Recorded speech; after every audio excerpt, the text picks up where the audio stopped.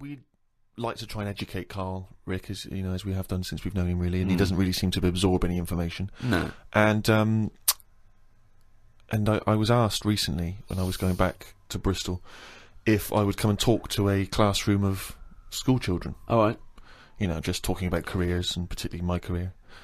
And I went down there. It was in Bristol. It was an inner city school, quite rough area. You're a son of Bristol. You're exactly. They love me. You're a down there. celebrated son of Bristol.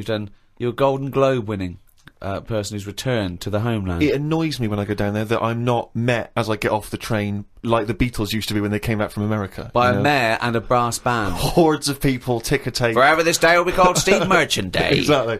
It frustrates me that I just sneak back into town and there's no fanfare. Yeah. But basically they asked me to come talk at this school, and I sort of batted them away and said I'm too busy. And so I foolishly left them the opportunity to ask me again, which they did, and I didn't have a decent excuse, so I went. And I was expecting to talk to maybe a room of sixth formers. They were 9, these kids, 9 and 10 years old. But I realised as I was walking into the school, I was suddenly really nervous. I was more nervous than anything I've ever done, because I realised that I've not spoken to a child like that since I was a child myself. I've never interacted with them.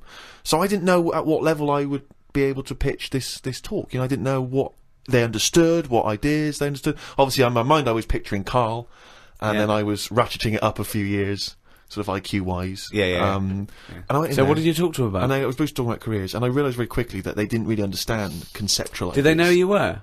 Not really. One or two of them vaguely knew. One of them went, "What's Rick Gervais like?" And I said, "You got a deep voice." yeah. Actually, that was one of the teachers.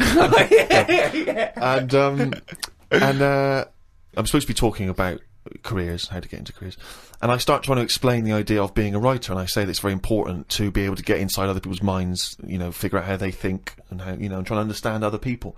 But this, they didn't really seem to grasp. They started talking amongst each other. You know, they were just losing interest. I lost them straight away. I was devastated. Oh no. So then, and this is the worst thing, right? I started lying to them. Because I realised that every time I told a slight lie, because I thought they'd be interested, they were. So I know Justin Timberlake. You're not joking, right? They said, one of them said, "I understand you used to be a DJ," and I went, "Yeah, it's great being a DJ because you get to meet pop stars like Robbie Williams and Beyonce." Never met either of them. Never met them. And they went. One of the kids went, "What's Beyonce like?" and I went, jokingly, I went, "You wouldn't like her." And I said, "No, I'm joking. She's lovely. She's sweet. She's good as gold."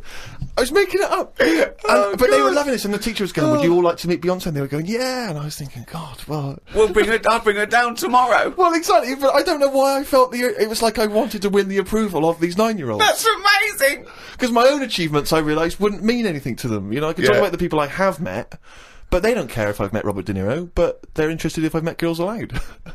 Or me and Girls Aloud, some of the times we've had together, it turns out.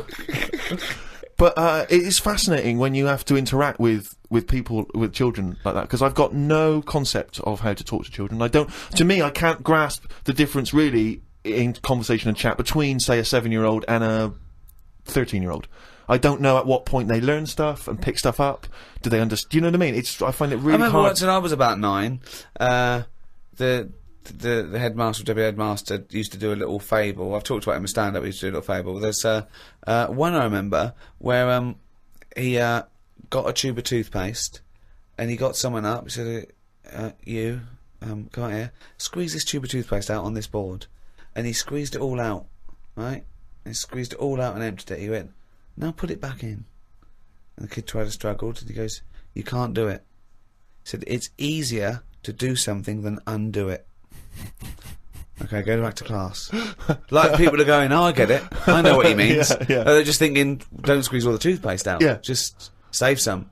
I mean, you know, there's no way they're going to take on that metaphor at the age of 9. It's too conceptual, Yeah, exactly, yeah. Just stop misbehaving or I'll smack you. That worked.